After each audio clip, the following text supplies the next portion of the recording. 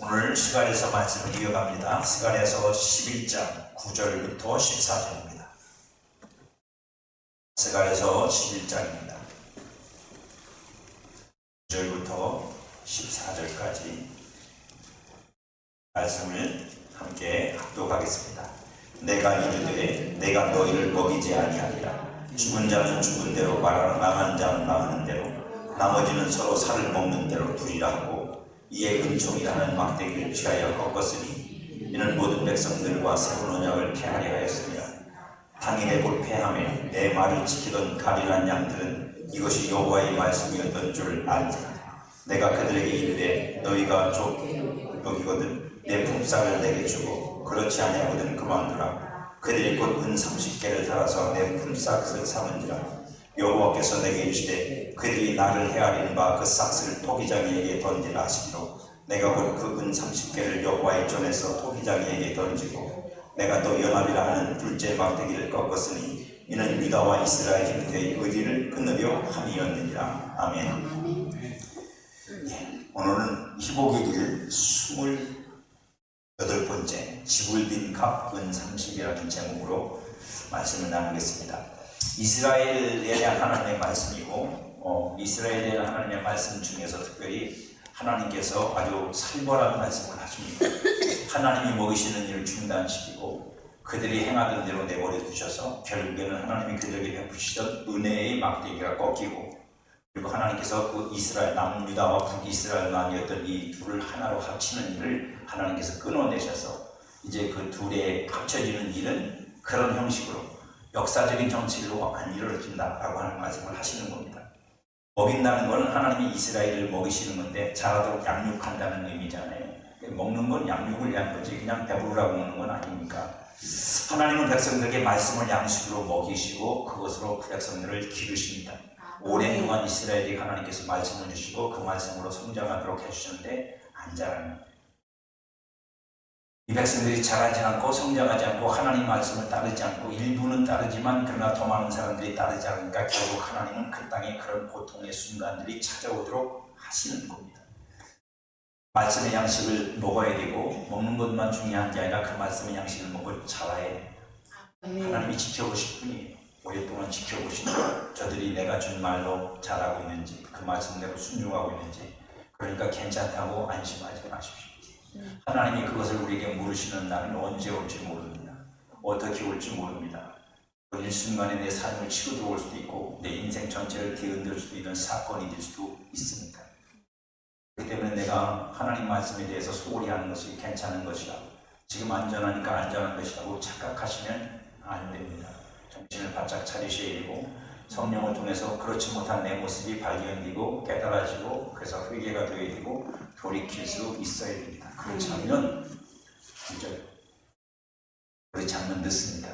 영혼의 때야 기회가 있겠지만 육신의 때들이 늦어져서 힘들어지고 고통스러운 때를 맞이할 수밖에 없습니다.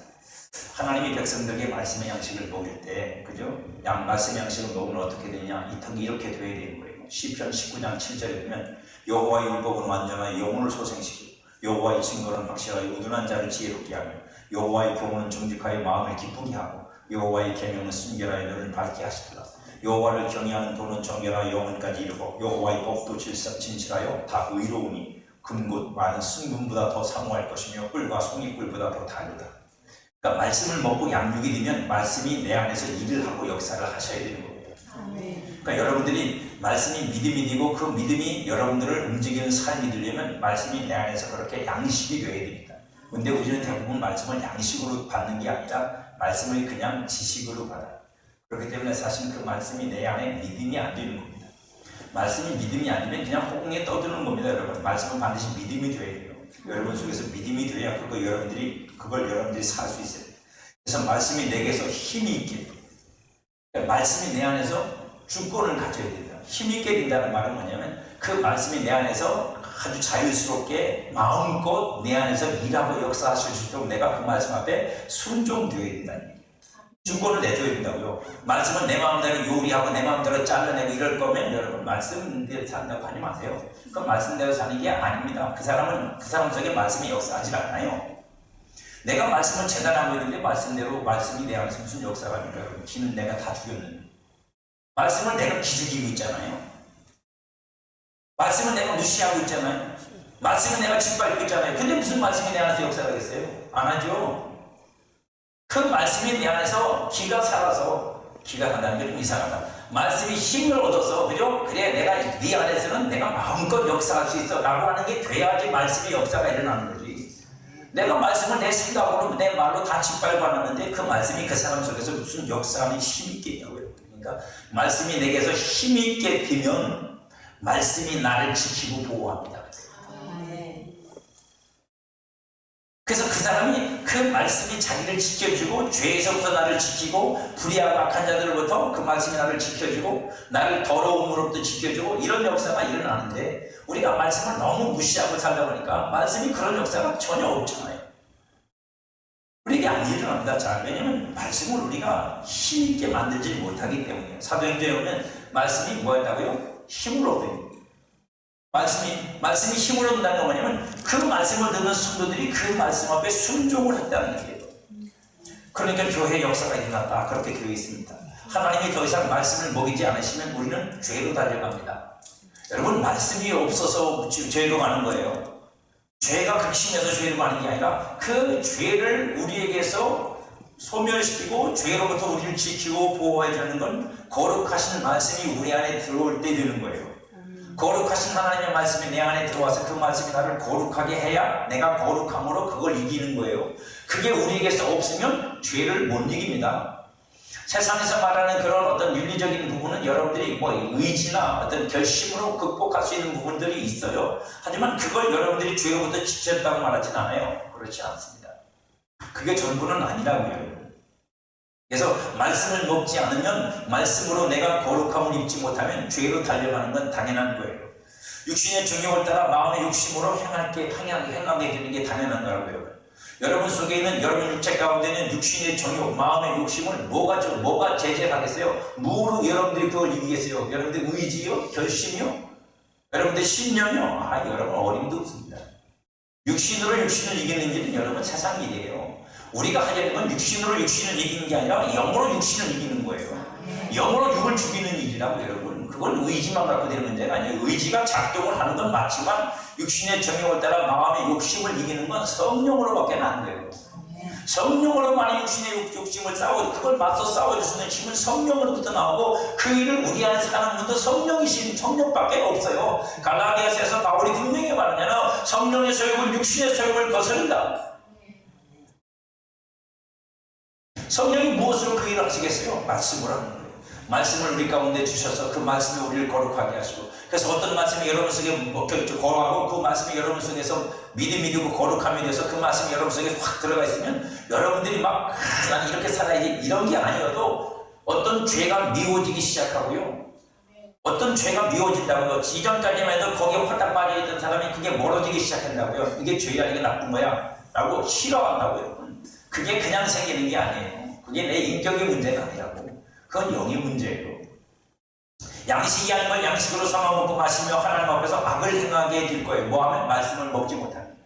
양식 아닌 걸 먹는다고 그랬잖아요. 하나님 이스라엘 백성 보고 이사야서도 그렇게 하면 너희가 양식 아닌 것에 돈을 내주지 말고 양식 아닌 음식 사서 먹지 말아라. 그거 왜 그 짓을 하니?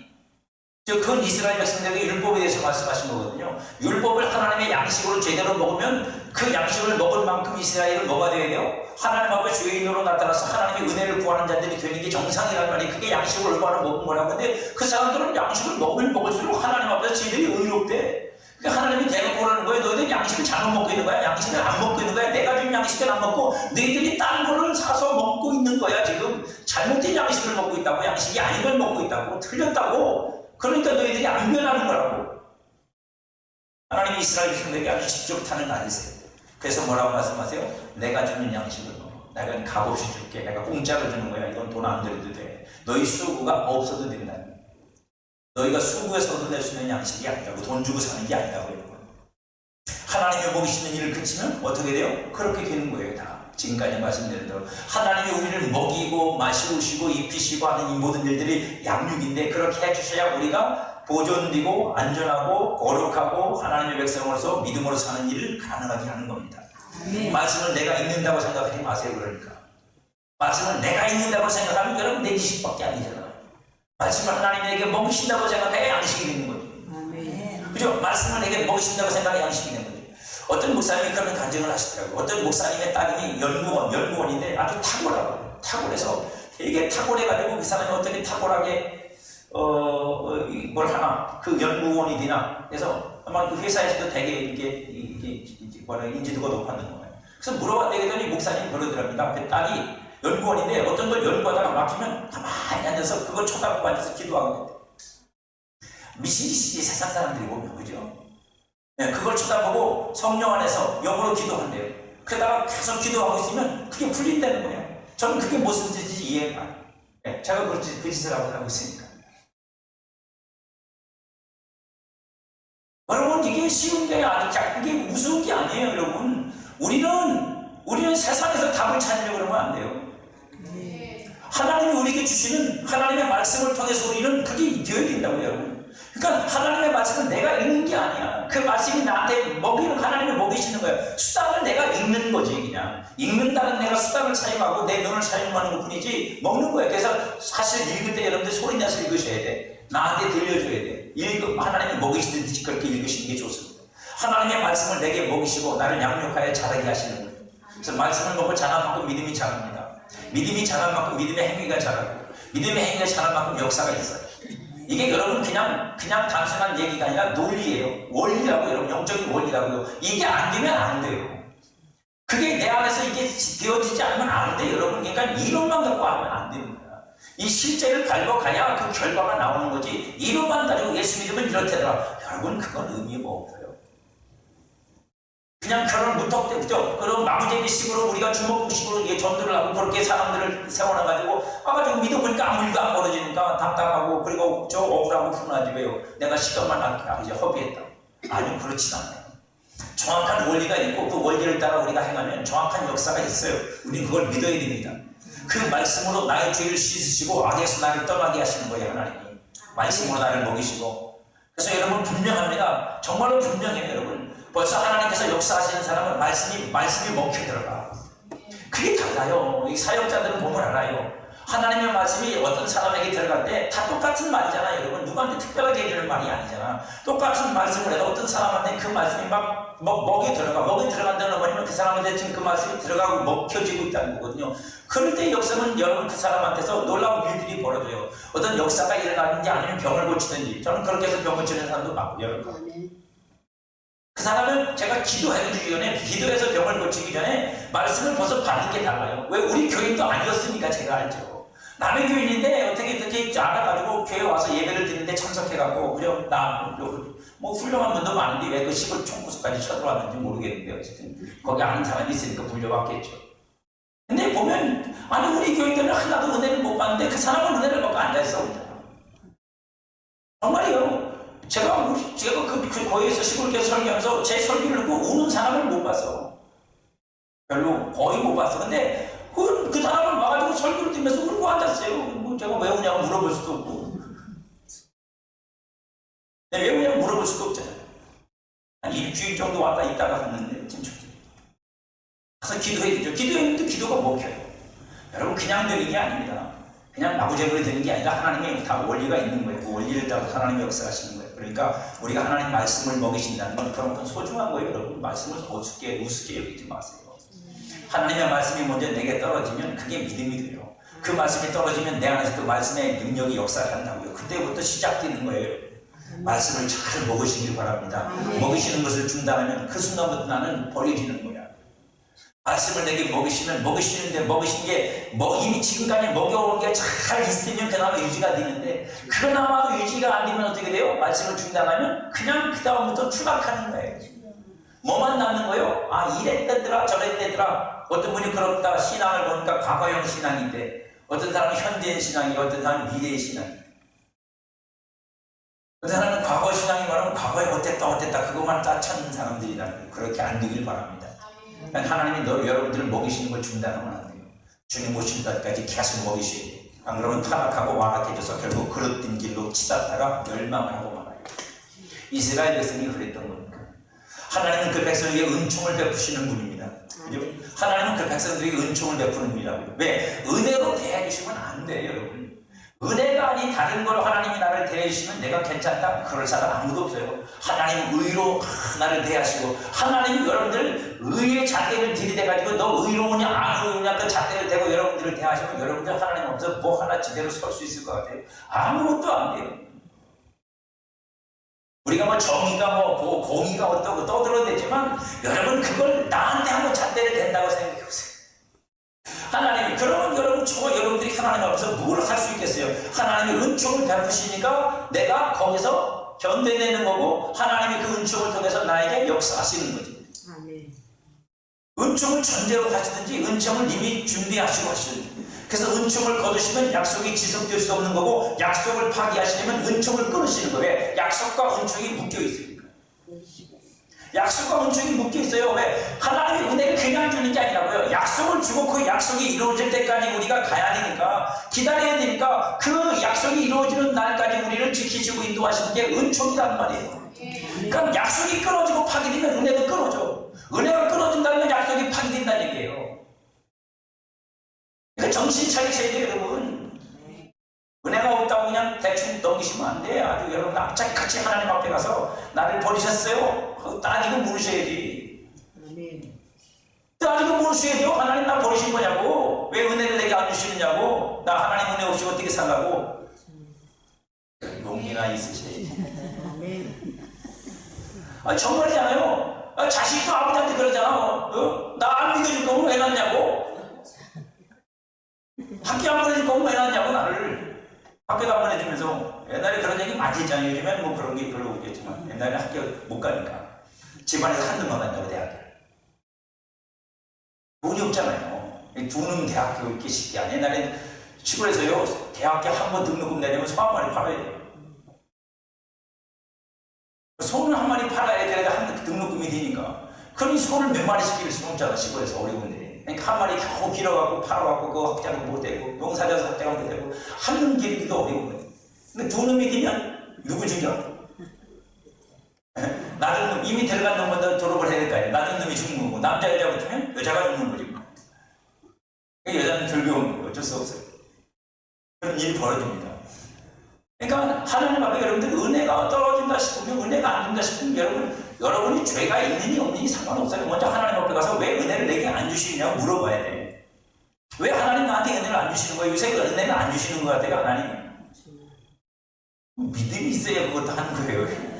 정말 이것도 믿음이 있어야 하는 말이지. 그런 거 전혀 관여 없고 은혜가 있든지 없든지 말든지 배만 부르면 되고 내가 인생만 즐거우면 돼도 재미만 있으면 된다 그러면 그런 거 아무 상관없어.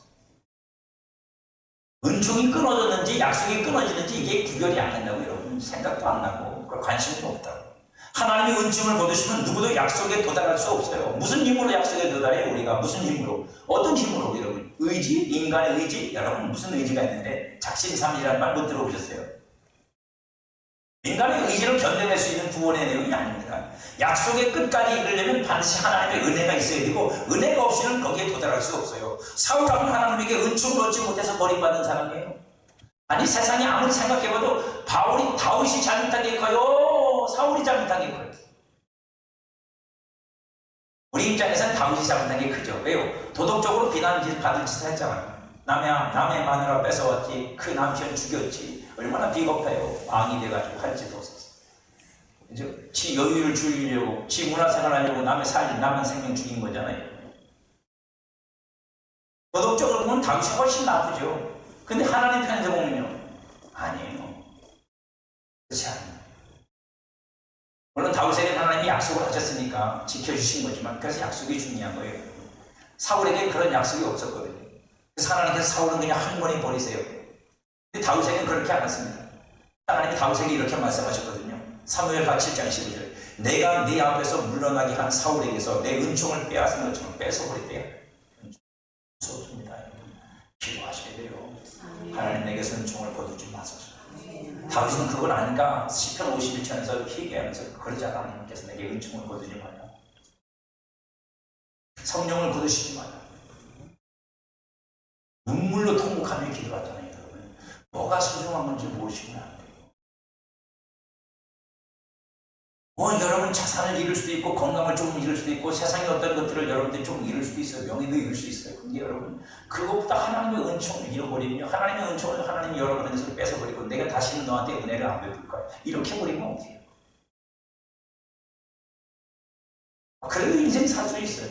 그래도 교회 다닐 수 있어요. 그 사람 끝난 거예요. 그 성도는 끝난 거라고. 여러분 하나님의 은총을 거두시고 뺏어버렸으면 내가 다시는 너에게 은총을 주지 않겠다는 거거든요. 끝난 겁니다. 그 사람 울고 기도해도 소용없어요. 음식에도 안 돼요. 무섭습니다. 하나님 사랑의 하나님이고 은혜의 하나님이라 우리가 쉽게 보지만 무서운 분이에요. 하나님이 그렇게 결심하시고 딱 끊어버리고 잘라버리시면요 누가 되더라도 회복이 안 되고 해결이 안 돼요. 그냥 죽을 때까지 그렇게 살다가 죽는 거예요. 그러니까 기도하셔야 돼요. 은총을 내게서 거두지 마십시오. 무슨 일이 있어도 하나님 내게서 은총을 거두지 마십시오. 하나님이 나를 징계하시고 여다치셔도 좋은데 그 중에서도 하나님이 나를 불쌍히 여기셔서 내가 그만해야지. 내가 저놈한테 계속 이러면 저는 못 살지. 그리고 하나님이 나한테 은총을 베푸셔서 나를 불쌍히 여기서 건져주시면 내가 살고, 하나님이 나를 내어주시고 내 의탈을 다 걷어내시고 내 대적들 앞에 나를 던져주시면 누가 살아남게요? 아무도 못 살아남습니다. 하나님은 겸손한 자들에게만 은총을 베푸세요. 이 사울에게서 하나님 은총을 뺏은 이유가 그것 때문입니다. 교만해져서. 처음에 사울이 왕이 될 때는 베냐민 지파 가장 작은 지파에 별볼일 없는 사람이라고, 나는 왕될 자격이 없다고 그렇게 낮았던 사람이 왕이 이고 나서 얼마 지나지 않아서 하나님께서 명령을 내리시는데 그 명령을 준행하는 일에 벌써 높아졌어요.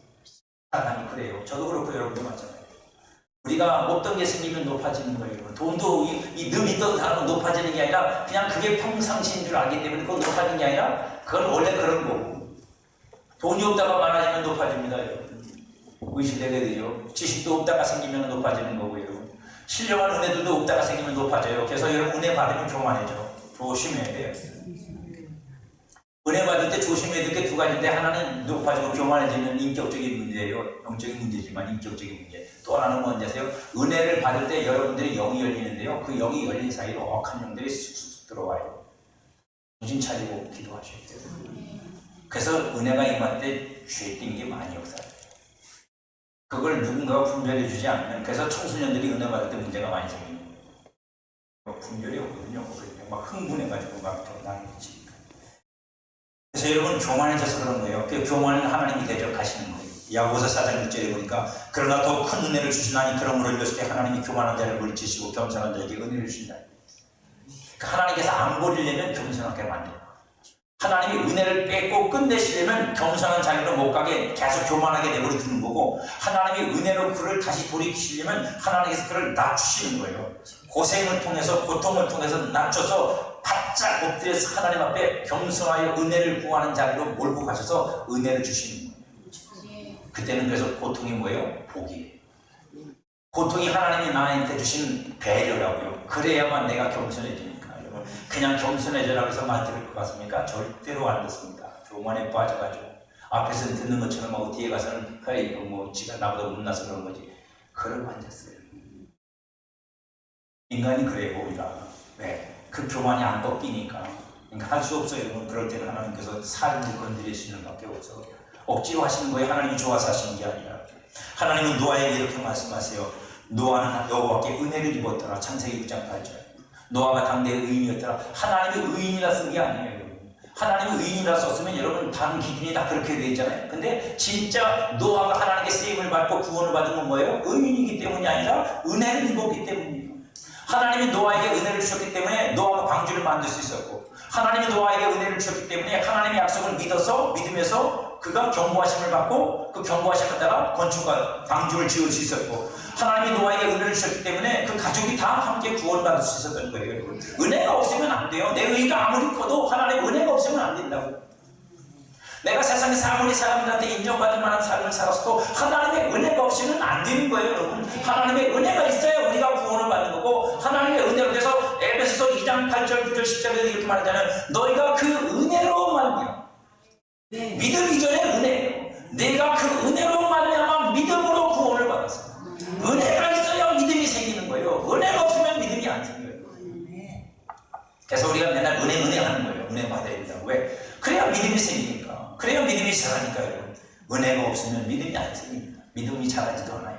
마리아도 하나님에게 은혜를 입었어요. 마리아가 깨끗한 사람이라? 아니요. 아니, 세상에 깨끗한 여자가 마리아밖에 없겠어요, 여러분. 이미 약혼한 여자고, 그죠? 이미 손목도 잡힌 여자고, 이미 결혼한 남자가 있었잖아요. 근데 하나님께서 그 마리아에게 이렇게 말씀하세요. 누가복음 1장 3절이니까 천사가 이르되 마리아여 무서워하지 말라. 내가 하나님께 은혜를 입었느니라. 하나님이 너를 통해서 거룩하신 자를 이 세상에 보내시는 일을 결정하셨고, 하나님이 너를 선택하셔서 너는 하나님께 은혜를 입었다. 그러니까 두려워하지 마라. 이 일은 뭐라고요? 잘못이나 죄나 허물이 아니라 은혜다. 여러분 얼마나 놀랐겠어요. 그죠? 은혜를 입었다는 건 하나님이 은혜로 나를 대해주신다는 뜻입니다. 나를 은혜로 대해주셔서 그 일이 은혜로 되어질 거야. 내 힘으로 되는 게 아니라 하나님의 은혜로. 할렐루야. 하나님 은혜로 되긴 여러분들에게 축복합니다. 내 힘으로 할 수 있는 것도 있어요. 내 힘으로 막 인맥 동원하고 이런저런 동원해서 막 해결하는 방법도 있는데, 근데 하나님 은혜로 되는 사람은 어떤 거냐면, 은혜로 된다는 건 이런 거예요. 내가 별 한 것도 없는데 되어집니다. 여러 가지 은혜로 하시는 방법은 여러 가지요. 요셉 같은 경우는 어떻게 은혜를 주셨어요? 하나님께서 사람들에게 은혜를 입게 하셨어요. 사람들이 그 요셉을 대하는 사람들이 자꾸만 요셉한테 잘해주고 싶은 거예요. 사람을 통해서 은혜가 흘렀다고요. 이런 것도 있다고, 여러분. 이미 뭐 은퇴 다 하고 뭐 세상 살 일 없다 이거죠. 직장에서 하나님의 은혜를 입으면 출세합니다. 아니, 정말이에요. 하나님의 은혜를 주시면 내가 맡은 일에서 내가 잘 되고, 그래서 인정을 받아요. 이게 왜 안 되겠어요? 하나님이 왜 직장에서 맨날 구박받고 사는 성도를 만들겠어요? 그거 아니에요. 그렇지 않아, 여러분. 우리가 믿음으로 살라. 그렇다 보니까 이제 세상하고 충돌하는 게 있어서, 그런 세상과 충돌하면서 그래도 믿음을 지켜 있다는 말을 하되, 그죠? 그 대상으로서의 직장이나 세상을 우리가 대상으로 놓고 있으니까 적대적인 말을 하는 거지. 여러분들이 그 안에서 하나님이 은혜를 입게 하셔서, 내가 하나님께 은혜를 입게 하는데, 사람들을 통해 은혜를 입게 하면 내 상사가 나를 예뻐하는 거예요. 내가 하는 일을 내가 잘하고 성실하게 하는 게 사람들 눈에 보이는 거예요. 사람들이 나를 볼 때 그죠? 예쁘게 보고, 아우 저는 괜찮네, 마음에 드네. 그래서 자꾸만 그 사람한테 뭘 해주고 싶은 거, 그 사람 자꾸만 세우고 싶은 거, 그런 마음이 들게 하시는 거예요. 왜 이게 어려운 건데?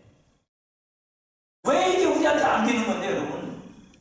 그건 우리가 하나님 앞에서 은혜를 입는 자로 살지 않기 때문입니다. 자꾸 내 실력으로 하려고 그러고, 내 능력으로 하려고 그러고, 그죠? 내가 뭘 해보려고 그러니까 하나님이 나한테 은혜로 역사할 수 있는 틈이 없잖아요.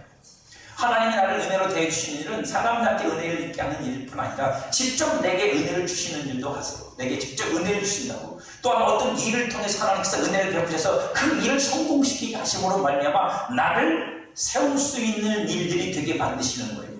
그건 다 은혜입니다. 은혜의 막대기란, 오늘 본문에 보면 은혜의 막대기를 꺾으셨대요, 하나님이. 은혜의 막대기란 그 은혜로 나를 인도하시고 하나님의 뜻을 따라 바로 가도록 도와주신다는, 마치 목자가 지팡이로 양을 이끌어가는 것처럼 그 막대기로 나를 인도하시는 그 지팡이가 은혜라는 막대기. 그러니까 은혜로 나를 이끌어 가신다는 뜻이에요. 사무엘하 7장 14절에 보면, 나는 그에게 아버지가 되고 그는 내게 아들이 되리니 그가 만일 죄를 범하면 내가 사람의 매와 인생의 채찍으로 징계하려니와 그를 버리지는 않겠다. 이게 하나님이 다윗에게 하신 약속이고, 그 첫 번째 적용자가 솔로몬이었어요. 그리고 그 솔로몬에게서만 아니라 그 자손들에게, 유다가 망할 때까지 하나님은 그렇게 하시려고 최선을 다해서 노력하셨어요. 이것이 하나님이 다윗과 그의 자손들에게 베푼 은총입니다. 하나님의 은혜를 입기를 구하셔야 돼요. 저와 여러분들에게도 은혜가 있기를, 혹시 여러분들 가정에 믿지 않는 사람이 있어도 그에게 하나님께서 은혜 베푸시기를 기도하셔야 돼요. 지금 당장은 믿지 않지만 하나님께서 나를 생각하여 그에게 은혜를 베푸세요. 여러분, 이거 가능하잖아. 왜요? 아브라함을 생각하사 롯을 기억하시고 롯을 그저 은혜를 베풀어서 롯을 살리시는 하나님이잖아요. 그러니까 하나님 앞에 은혜를 구한다면 그런 거예요. 늘 은혜를 구하셔야 돼요, 여러분. 내가 내 주변의 사람들이 똑똑하고 잘나고 정직하게 해서 뭐가 되는 건 그게 아니라고요. 그거 믿지 마세요, 여러분. 사람은 언제든지 실수하고 잘못하고 여러분 여러 가지 많은 문제를 만들 수 있는 요인들이 우리 모두에게 있어요. 하나님의 은혜가 필요하고, 하나님의 은혜가 나를 지켜주셔야 되고 보호해 주셔야 되고, 여러 가지 많은 역사를 일으키셔야 돼요. 사람의 마음을 움직였다 하나님. 그래서 은혜의 길을 늘 기도하셔야 됩니다. 하나님의 은혜가 더 이상 임하지 않으면 끝이에요. 그때는 여러분 사서고생하셔야 돼요. 그냥 여러분 인생 자체가 고난이에요. 은혜가 없는 게 고난이죠. 하나님이 이스라엘에게 은총 베푸시기를 중단하셨다는 거예요. 그래서 꺾으셨다는 거예요. 그 은혜로 내가 너희를 인도하는 걸 중단하겠다. 이스라엘은 돌이킬 수 있는 기회를 잃었고 결국 가나안에서 뽑혀 팔려 넘겨졌어요. 하나님은 그런 백성들을 치료하고 회복하는 데 값이 필요하다고 하십니다. 그래서 오늘 너희들이 내 값을 먹여, 그리고 너희들이 그 값을 내라 라고 말씀하세요. 온 백성에게 말씀하는 게 아니라 하나님이 은혜를 꺾으셨을 때 지금까지 되어온 일이 하나님의 은혜로 된 것이라고 깨달은 그 사람들, 하나님의 말씀에 순종한 사람들이 그걸 깨달았을 때 하나님이 그들에게 말씀합니다. 그러면 너희가 값을 지불할래? 뭐 하는 게, 그러면 내가 일하겠다는 거잖아요. 하나님이 돈 받고 일하시는 분은 아니에요. 하지만 그 값을 지불하래. 그건 무슨 얘기냐면 하나님이 다시 은혜로 일하시려면 값이 필요하다는 얘기예요. 이 값이 어떤 값인지 한번 보세요. 백성들이 하나님의 품삯을 은 30개로 정했습니다. 이 은 30개의 가격 매김에 대해 성경은 우리에게 이렇게 말해요. 마태복음 27장 9절로 10절에 보면 이에 선지자 에레미야를 통하여 하신 말씀이 이루어졌나니 이러므로 일렀을 때 그들이 그 가격 매겨진 자 곧 이스라엘 자손 중에서 가격 매겨진 자 곧 가격 곧 은 30을 가지고 토기장의 값으로 주었으니 이는 주께서 내게 명하신 바와 같으니라 하였다. 여기서는 에레미야라고 되어 있지만 사실은 스갈에서 오늘 본문을 인용한 거거든요. 성경에서 왜 이렇게 해놨는지는 모르겠어요. 오류인지 뭔지 모르는데 에레미야한테 말씀하신 것만 아니라 스갈에서 오늘 본문에서 인용한 거예요. 성경은 가룟 유다가 예수님을 판 가격 은 30을 가격 매긴 자의 가격이에요. 하나님 앞에 값을 매겨준 거예요. 그리고 예수님이 십자가에서 죽으신 거예요. 예수 그리스도가 은 30에 팔려 십자가에 죽으심을 행하신 일로 인해서 우리가 치유되고 회복이 되어 구원을 얻는다는 말씀입니다. 하나님이 은총을 꺾어버리신 만큼 하나님 앞에 진노를 샀던 그 백성들을 하나님이 다시 구원하시는 일을 위해서, 하나님이 그들을 다시 은혜로 대하시는 일을 위해서 예수 그리스도가 값으로 집을 지어, 은 30의 값으로 집을 지어 하나님 앞에서 팔려가서, 그래서 그 값으로 일하셔서 우리를 구원하신다는 겁니다. 성경은 그것을 구속이라고 해요. 오늘 하나님께서 그걸 말씀하시는 거예요. 내가 은혜를 꺾었지만 너희들이 그 값을 치를 때가 되면. 근데 사실은 백성들이 치릅니까? 아니죠. 백성들이 치는 게 아니라 그 값을 매기기만 했지. 값을 누가 치르세요? 예수님이 치르시는 거죠. 예수님이 대신 치르심으로 말미암아 구원이 선포되고 나타나는 거예요. 구속을 위해서는 반드시 값이 힘을 지어야 합니다. 저와 여러분들이 하나님의 구속을 받아서 다시 은혜가 우리 속에 작동하기 시작한 건 값을 하나님이 지불하시기 때문이에요. 그러니까 은혜는 뭐예요? 그냥 싸구려가 아니에요. 값이 지불된 은혜입니다. 저와 여러분들이 받은 은혜는 싸구려, 값없이 하니까 무조건 싸구려가 아니라 뭐예요? 값이 지불된 은혜라고요. 그 앞에 타이틀이 붙는 거야. 값이 지불된 은혜. 예수 그리스도가 죽음으로 값을 치는 은혜. 그 은혜가 우리에게 주어져서 은혜인 거지. 싸구려가 아니에요. 여러분, 은혜를 싸구려로 여기는 사람들이 있어요. 값없이 여기는 사람들이 있어요. 값없이 한다니까 함부로 하고. 은혜를 없이 은혜가 그렇게 쉬우면 은혜 받아보세요. 알아서. 여러분들이 무당처럼 난리 친다고 은혜 볼 것 같아요? 안 와요. 뭐 음악 비트 주고 빨리 음악 틀어놓고 막 박수치고 난리 버거리를 쳐볼 것 같아요? 잘못하면 귀신만. 은혜가 쉽게 오는 게 아닙니다. 여러분. 기도해보신 분들도 알아. 은혜를 구해보는 분들은 알아. 은혜가 쉽게 옵니다. 쉽게 안 옵니다. 왜요? 값을 지불한 거거든요. 그 값을 지불한 걸 받아들이지 않는 사람한테는 그 은혜가 안 와요. 그 값, 하나님이 지불하신 그 값을 받아들이는, 하나님이 그 값을 지불하고 나한테 이런 은혜를 주시는구나 라고 하는 걸 깨닫고 그 은혜 앞에, 그 값을 지불한 값 앞에 뭐 해야 돼요? 맞습니다. 나는 이 값을 지불할 만큼 나쁜 죄인이고, 나는 이 값을 지불할 만큼 나는 교만한 인간이고, 그래서 그렇게 자기가 낮아진 사람에게 은혜를 먹는 거예요. 그래서 은혜는 가장 낮아질 때 가장 세게 와요. 교만한 사람은 은혜를 받아도 여러분 겉으로 스쳐가.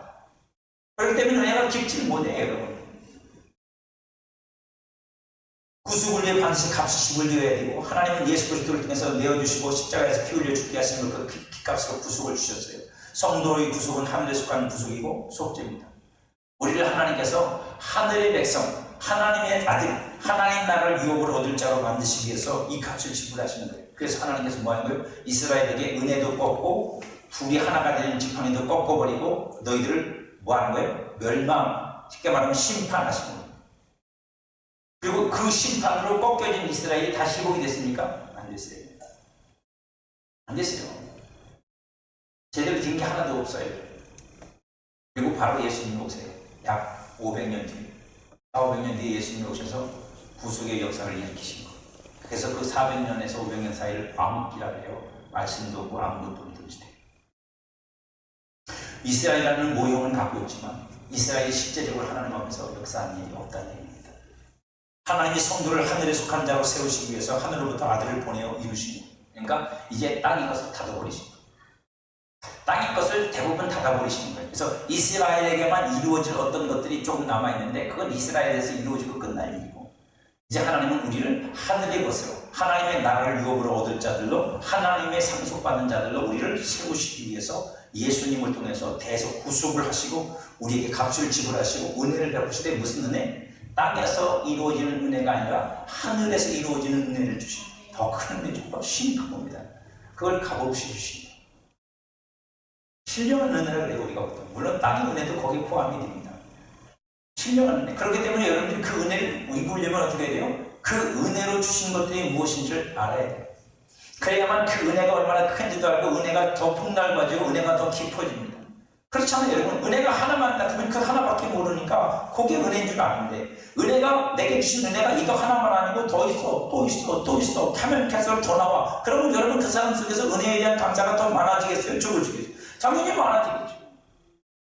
그러니까 우리가 하나님의 은혜에 대하여 감사하고 그 은혜 앞에 우리가 감격하지 않는 이유는 뭐냐면 은혜가 몇 개 없는 거야. 하나님이 내게 주신 은혜로 주신 것들이 몇 개 안 된다고 생각하는 거예요. 그러니까 그게 전부인 거예요. 그러니까 맨날 요거 갖고 나보고 살라고? 그러니까 그게 지루하고 답답한 거예요. 왜? 이건 내가 이미 받았는데, 이건 내가 이미 알고 있는데, 받았는 데는 그나마 괜찮은데 알고 있는데, 그러고 끝나는.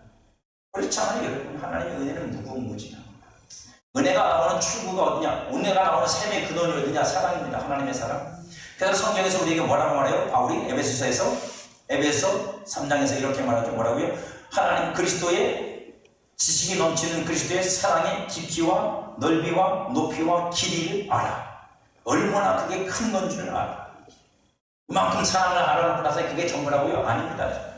바다보다 넓은 사랑, 우리가 흔히 말하는 그 넓은 사랑을 다 알아야죠. 사랑을 아는 만큼 지식이 넓어져요. 지식이 넓어지는 만큼 은혜가 얼마나 큰 것인지도 아는 거예요, 여러분. 그러면 믿음도 당연히 커져요, 여러분. 그건 여러분 그냥 되는 게 아닙니다. 이건 다 순서대로 그걸 다 돼야, 준비가 돼야지 그게 넓혀지는 거예요, 여러분. 악을 쓴다고 되는 것도 아니고, 지식만 높인다고 되는 것도 아니고. 그러니까 그 값을 주님이 치르셨으니까 우리는 뭐 할 수 있어야 된다? 그걸 하나님 앞에 요청하고 그것이 그렇게 되어지도록, 넓어지도록, 하나님의 은혜가 더 내게서 넓어지도록 여러분들이 해야 돼, 시도하셔야 돼. 네. 그건 주신 거니까, 여러분. 그렇잖아요. 고구마가 다 땅속에 묻혀있는데 고구마 캐먹으면 되잖아. 고구마까지 캐가지고 삶아서 입에다가 넣어달라는 얘기예요.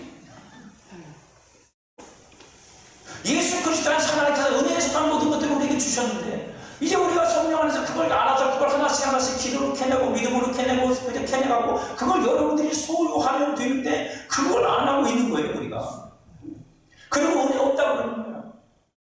그리고 은혜가 작다고 그러는 거고, 은혜가 작은 게 아닙니다. 은혜를 모르는 거지, 내가 은혜를 구하지 않는 거지.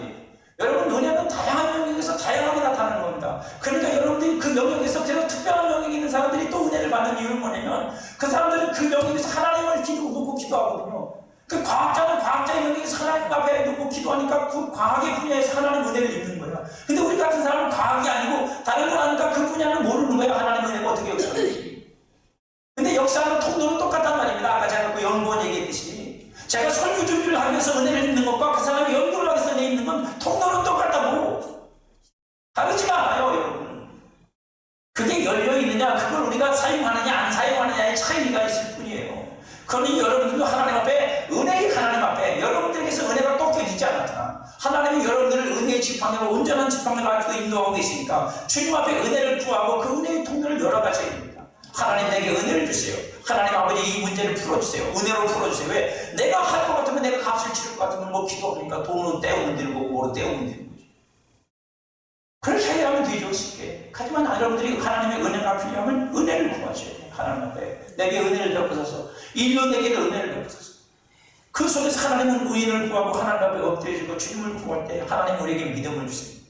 하나님이 나를 도와주실 거라는 믿음을 주시고, 하나님이 내게 은혜 베푸실 거라는 믿음도 주시고, 여러 가지 많은 생각도 주시고 은혜를 주신다고요. 그래서 그 은혜로 말미암아 내가 굳게 서가지고 그 은혜를 가지고 하나님이 주신 그 은혜의 힘을 가지고 내가 세상과 부딪히는 거예요. 사람들과 부딪히는 거예요. 현장과 부딪히는 거고 일과 부딪히는 거예요. 여러분 그냥 은혜 받았다 끝 그러면 안 돼. 여러분들이 그래도 좀 나았던 사람들이 대부분 그런 사람들은요, 은혜 받았어, 하나님이 나한테 말씀하셨어, 하나님이 나한테 약속하셨어, 끝. 안 돼. 여러분 그거 가지고 와서 또 기도 더 해야 되고 그거 가지고 현장하고 부딪혀야 돼. 하나님이 나한테 주신다고 하시니까 저거 내 거야. 그게 여러분 속에 믿음으로 왔으면 그거 내 거라고 말해야죠. 그리고 내 거 같은 때까지 부정을 해가면 안 되고 정당한 방식으로 그게 내게 되도록 만들어야지.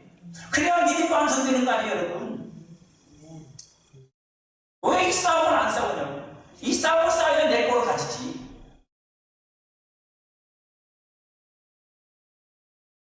여러분 믿음은 가만히 앉아서 얻는 게 아니에요. 믿음은 가만히 앉아서 이루어지는 게 아니라, 그러니까 하나님께서 값을 지불하셨으니까 지불된 값으로 우리가 얻는 거잖아요.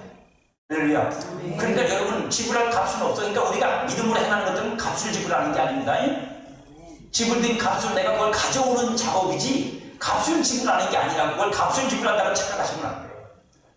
주님이 지불하는 값으로 내가 그걸 가지고 오는 거예요. 당당하게. 할렐루야. 그러면 되는 겁니다. 그게 믿음입니다. 하나님께 늘 그 값이 헛되지 않아 우리는 하나님 나라에 들어가고 하나님 영광에 참여하는 복을 누리게 될 것이고, 이 오늘의 현실 속에서도 하나님이 지불한 값으로 저와 여러분들이 그 값을 지불했으니, 그러니까 여러분들이 다 대입해 보세요.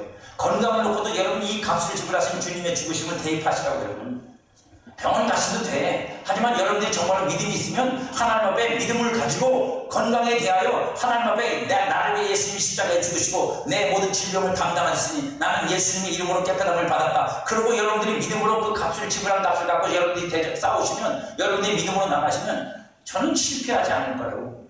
시간이 좀 걸릴 뿐이지. 근데 문제는 우리는 그렇게 안 한다는 거예요.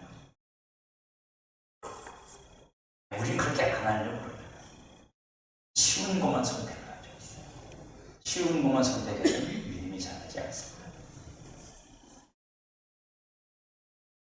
그렇게 해서 여러분들이 하나님이 내게 은혜를 베푸시고 그것이 믿음이 돼서 그 믿음을 갖고 내가 나아가서 하나님의 역사를 보게 된다면 여러분 안에 하나님의 영광이 있을 겁니다. 그건 여러분 해본 사람하고 안 해본 사람의 차이는 엄청나요. 하나님 영광을 한번 본 사람은요, 하나님 영광을 보면서 예수님 그러잖아요. 믿으면 하나님 영광을 보리라. 그 사람은 여러분 다음 달은 다르게 못 살아요. 다르게 살 수가 없어요. 다르게 살면 안 된다는 걸 아니까. 하나님 영광을 위해서는 내가 믿음으로 살아야 됩니다. 믿음으로 살아야 됩니다. 그 삶에 묶이기 시작하고, 그래서 믿음으로 살려고 노력하고 하나님께 찬송하고 감사하고 영광을 돌리게 됩니다. 그렇게 우리는 점점 믿음의 삶을 세워져가 믿음의 삶을 세워지는 거예요. 이 큰 은혜를 베푸시고 우리를 자녀 삼아 주신 그 사랑을 우리가 알고 있는 거예요. 이렇게 점점 깊어지셔야 돼요. 점점 결구해 주셔야 돼요. 점점 뿌리가 깊이 내려가야 돼요. 그래서 하나님의 더 깊은 사랑을 나가서 더 큰 일 속에서도 하나님의 나를 사랑하시고 하나님의 나를 구원하시며 내게 은혜를 베푼다는 사실에서 흔들림이 없어요. 그럼 더 큰 일의 역사가 있어요. 더 큰 일. 더 큰 일의 역사가 있는 건 변함없는 지. 더 큰 일의 역사가 있나요? 그때 여러분들은 분량이 뛰는 거예요. 믿음의 분량이 뛰는 거예요. 믿음의 분량이 어제하고 다르다고요, 여러분. 그렇게 되시길 축복합니다. 아멘. 그리고 그 하나님의 자녀답게 믿음으로 살아가십시오. 아멘. 저와 여러분들은 하나님께서 값을 지불하시고 예수 그리스도의 십자가에 죽으심을 통해 값을 지불하시고 구원하신, 그리고 은혜를 베푸시는 하나님의 대상입니다. 하나님께서 모세에게 그렇게 말씀하시죠. 은혜로도 내가 너를 한다. 여러분들에게도 말씀하시고 은혜로도 내가 너를 한다.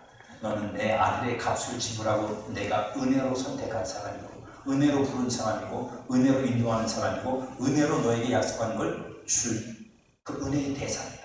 이 하나님이 우리에게 주시는 하나님의 은총입니다. 그것 따라 여러분들이 살아가는 한 주간이 되기를 주님의 이름으로 축복합니다. 아멘.